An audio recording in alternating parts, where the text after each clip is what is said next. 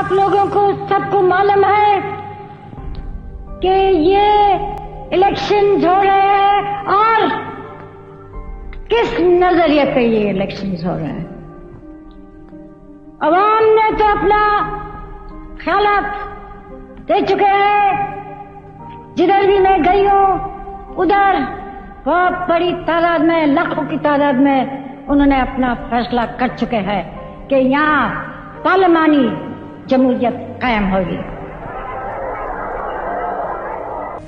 ये वोट आपके हाथ में अमानत है और मुझे उम्मीद है कि आप ये वोट को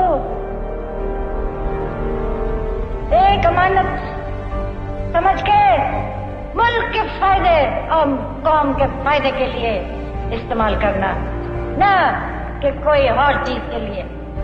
अगर आप ये नहीं करेंगे तो न सिर्फ